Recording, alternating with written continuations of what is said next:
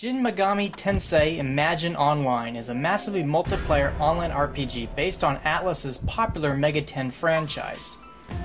Now I feel I should point out that despite some reviewers reporting otherwise, the game was not actually developed by Atlus but instead by Cave, a game developer more known for their shooters. The North American release, however, is published by Aeria Games. I think I'm pronouncing that correctly. Anyway, Megaten Imagine is set between the events of Shin Megaten 1 and 2. More specifically, it takes place 30 years after the end of Shin Megaten 1. Now, as fans of the series will know, the apocalypse occurred during the events of Shin Megami 1, and the world has been overran by demons and angels. During the events of Imagine, you play a demon buster who is trying to help humanity survive until the world can be rebuilt. Now, because the canon ending for Shin Megaten 1 is for the hero to choose a world where law and chaos exist equally, your character in Imagine is able to choose which group they want to align themselves with by making choices during gameplay. These choices impact the storyline quests you can do, as well as what special items your character can equip. The combat system for Imagine contains the elements you'd expect from a Megaten game. There is a heavy emphasis on recruiting demons and demon fusion to create stronger demons. While fusions are the only way to customize demon abilities, your character has a point-buy system for his own ability growth, and theoretically you can choose to specialize your character in whatever you like. However, Imagine limits the amount of points your character can spend, so it is highly unadvisable to, for example, make a character that can deal magic damage and craft weapons because you do not have enough points to get them to be very proficient at both tasks. Actually, based on the experiences I had, Megaten Imagine has some serious flaws in its combat system. The game heavily favors gunners and offensive magic users, and close-quarters combat-oriented characters are rather difficult to solo with, and ultimately not needed for a party because many demons are designed to tank for players, and ultimately are a lot better at it than players are. This brings me to my first big complaint of the design. The game tutorials are terrible at telling you how to play. For example, the tutorials encourage you to press your skill hotkey numbers without bothering to tell you that you first need to actually drag and drop skills from the skill menu and put them into your skill bar.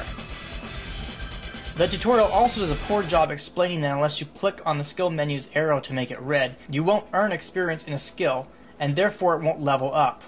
I played several hours of the game wondering why my skills weren't going up even though I was killing enemies, which led me to spend an hour on the wiki trying to figure out how the damn system worked and what was wrong. I wish I could say the game's website helps, but it does very little to address these problems since the newbie guide on the site is basically just a cut and paste job from the game's crappy tutorial.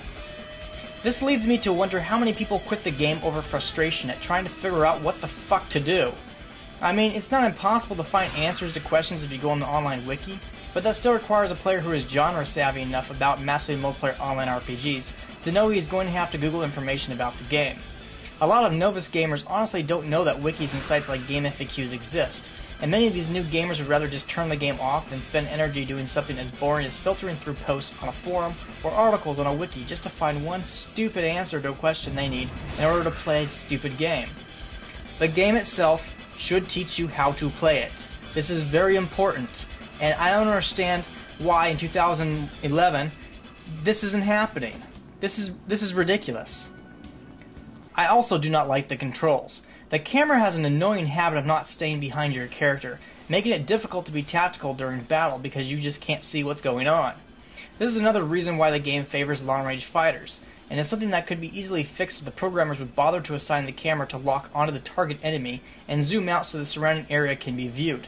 I mean, there really is no excuse for this. The team for Zelda: The Ocarina of Time figured this out over a decade ago. There is no reason in the world for this shitty camera to exist right now. And while it is possible to zoom the camera out using the scroll wheel on a mouse, I'm playing on a laptop that has no scroll wheel on the touchpad, and there isn't any option to assign the zoom in and out functions to the keyboard. This makes the game more frustrating for me than it should be, and it's the main reason why I'm not playing this game all the way to the end level. I really want to like Megaten Imagine, but in order for me to do so, I now realize I need to start the game over and make a new character who's a gunner, as I've already invested about 4 hours into the game and it's honestly boring the crap out of me. I have very little desire to restart, so I'm going to pass my judgment now. This is a game for hardcore fans of the Megaten series. There really isn't anything special about the game other than the use of the franchise flavor text and, I think, the models from Shin Megami Tensei III.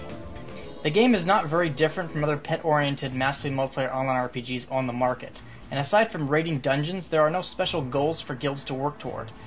The game is, for lack of a better explanation, a side story to the Shin Megami series, as the plot takes place between Shin Megaten 1 and 2. So play the game if you want to know what took place between those games, but don't expect too much otherwise.